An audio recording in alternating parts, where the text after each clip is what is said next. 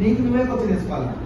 నాకు ఎందుకు అవసరము, ఇది ప్రతి ఒక్క మనిషి అనుకోవాలి.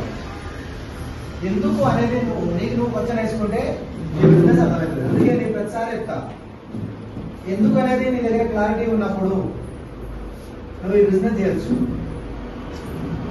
ఎందుకు అనేది నీ దగ్గర క్లారిటీ లేనప్పుడు నువ్వు ఈ బిజినెస్ చేయలేవు. 100% ఎక్కడో దగ్గర ఆగిపోతావు. అది నెలకు ఆగిపోతావా, 2 నెలలకు ఆగిపోతావా, 3 నెలలకు ఆగిపోతావా, 6 నెలలకు ఆగిపోతావా, 100% ఆగిపోతావు. సార్ సో కాబట్టి ఇక్కడ క్లారిటీ లేక చాలా మంది ఈ బిజినెస్ లోకి వస్తారు. స్టార్టింగ్ లో నేను చేస్తా చేస్తా చేస్తా అంటారు. సో కొంత కనీసము ఒక 10 మందిని, ఒక 20 మందిని, ఒక 30 మందిని కలవగానే అమ్మో నా వల్ల కాదు, నా వల్ల కాదు అనుకుంటాను. ఎసాను సో ఈ బిజినెస్ లో మీ వల్ల అవుతుంది, 100% అవుతుంది. సక్సెస్ అయిన వాళ్ళు 100 మంది 1000 మంది ఉన్నారు. ఈ బిజినెస్ ఇప్పుడు భారతదేశంలో 146 కోట్ల జనాభా ఉన్నది. 146 కోట్ల జనాభాలో వెస్టీజ్ 5 కోట్ల మందికే పరిచయం ఉంది సార్. ఇంకా 140 కోట్ల జనాభా ఉంది. 5 కోట్ల మందిలో దరిదాపు కొన్ని లక్షల మంది కోటీశ్వరులుగా మారిపోయారు. లక్షల మంది కోటీశ్వరులు అయ్యారు. సో నీకు తెలియదు దీని విలువ, తెలుసుకోవడానికి ప్రయత్నం చేయాలా.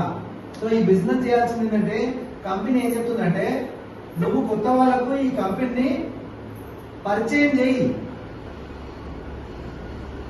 నీవు చేసే పని కంపెనీ పరిచయం చేయాలా. ఈ బిజినెస్ లోకి రావాలంటే వాటికి తినే రాత ఉంటేనే వస్తారు, తినే రాత లేకపోతే రారు. చాలా మంది వచ్చిపోతా ఉంటారు, వాళ్ళని మనం వదిలేయాలా.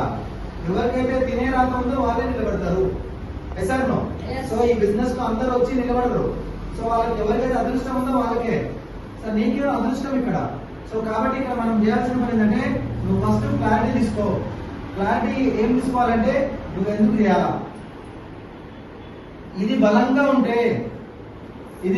ఉంటే నువ్వు ఏ పనైనా చేయగలుగుతావు. ఇది బలంగా లేదు, నువ్వు చేయలేవు.